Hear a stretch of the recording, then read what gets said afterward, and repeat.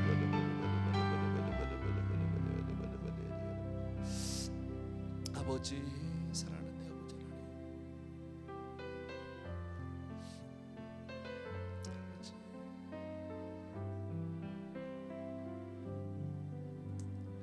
은혜로우신 나의 아버지 하나님, 주님 앞에 좀 그렇게 있습니다.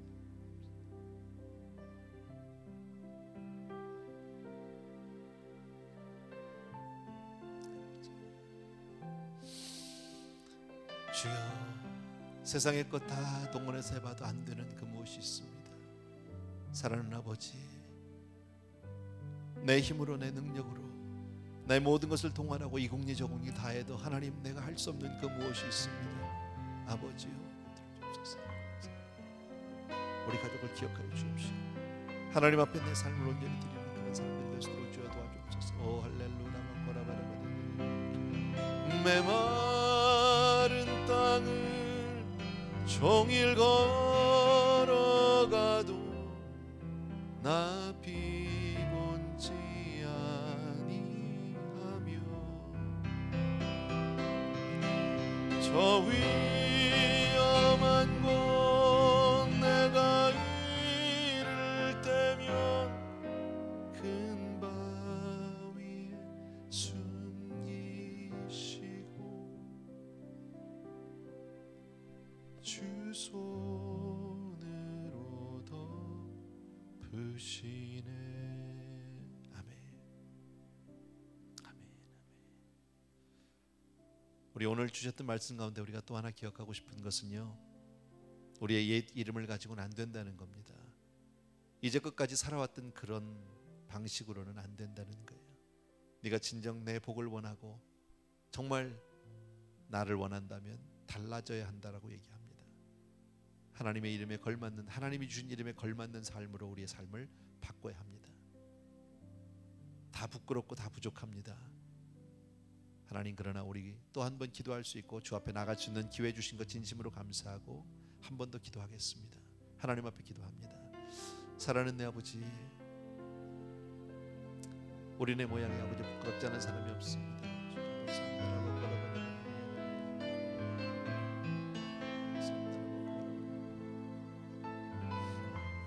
오 할렐루야, 사랑하는 내 아버지 하나님,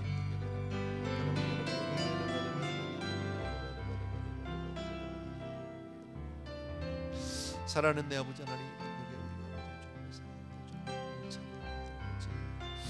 우리가 정말 아버지 주님 앞에 그런 것을 주도록 도와주기를 간구드리겠습니다. 은혜의 주님, 능력의 주님, 우리 정말 이렇게 살고 싶어서 달라지기를 원합니다.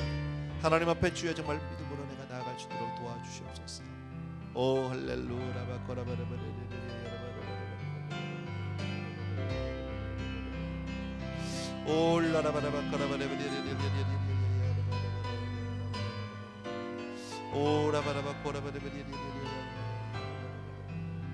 아버지, 아버지, 사랑하는 아버지, 내게 우리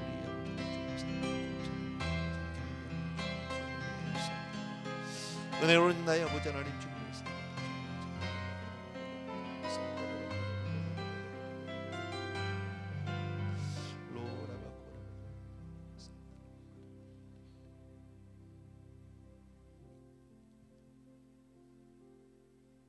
사랑하는 우리 아버지 하나님, 우리는 어쩌면 다 야곱과 같은 사람들입니다. 하나님의 복은 원하면서도 하나님에 대해서는 그리 많은 관심을 두지 않습니다. 하나님에 대해서 그리 많이 알고 싶어 하지도 않습니다. 그러면서 그저 복만 달라고, 나만 잘 되게 달라고, 그저 필요할 때만 내가 도움을 청하고 기도하는 그런 사람들일지도 모르겠습니다. 그러나 하나님은 진정 우리를 만나기를 원하시고 어떠한 희생을 치르더라도 우리의 모든 조건들을,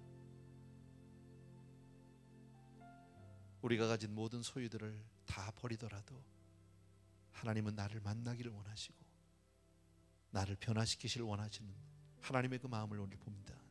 사랑하는 아버지, 우리가 정말 지혜를 가지고 미리 하나님 앞에 나가서 무릎 꿇게 하여 주시기 원하고, 아무 일을 만나도 주님 한 번 붙들고 믿음으로 설 수 있는 그런 우리 모두가 될 수 있도록 하나님 우리를 불쌍히 여기시고 축복하여 주옵소서. 사랑하는 내 아버지, 오늘 야곱의 삶을 통해서 하나님 그 어떤 희생을 치르더라도 우리가 하나님 앞에 변화받아야 되고 하나님을 만나야 된다는 사실을 가르쳐 주셨습니다. 혹시 우리 가운데 아직도 하나님을 개인적으로 정말 내가 직접적으로 만나지 못한 사람이 있다면 하나님 분명 하나님을 만날 수 있는 기회를 허락해 주시옵시고, 하나님 우리를 불쌍히 여겨 주셔서 하나님 그 어떤 희생이라도 아버지 하나님의 주여 정말 아끼지 아니하시고 우리를 더 사랑해 주신 하나님의 그 사랑 앞에 우리의 삶을 드릴 수 있도록 도와주옵소서. 위기 가운데가 아니라 잘 될 때라도 하나님 그 모든 것을 하나님 앞에 아낌없이 내리고 하나님 제일 우선주의로, 하나님을 정말 우리의 프라이어리티에서 제일 우선으로 그렇게 두고 살아갈 수 있도록 축복하여 주시옵소서. 그리고 우리 자녀들에게 우리가 신앙의 좋은 믿음의 유산들을 정말 남길 수 있는 그런 믿음의 부모 되게 하여 주옵소서. 특별히 하나님 정말 아버지 우리 자녀들을 위해서 기도하는 부모들이 되게 도와주시기 원하고, 우리 자녀들을 위해서 정말 있는 힘을 다해서 우리 귀한 자녀들을 하나님 앞으로 인도하고 정말 하나님 앞에 믿음의 본을 보이는 그런 부부, 그런 가정 다 되어줄 수 있도록 축복하여 주시옵소서. 그리고 우리 각자가 분이회를 경험하게 도와주옵소서. 하나님의 얼굴을 대면하여 보고 정말 하나님 앞에 정말 해가 돋는 그 체험을 할 수 있는 그런 모든 사랑하는 성도님들 다 되어지게 도와주시옵소서. 이제는 우리 주 예수 그리스도의 은혜와 하나님 아버지 극진하신 그 사랑하심과 성령님의 함께해 주시는 놀라운 은총이 이 자리에 있는 모든 사랑하는 성도님들 위해 이제로부터 영원토록 함께 계실지어다.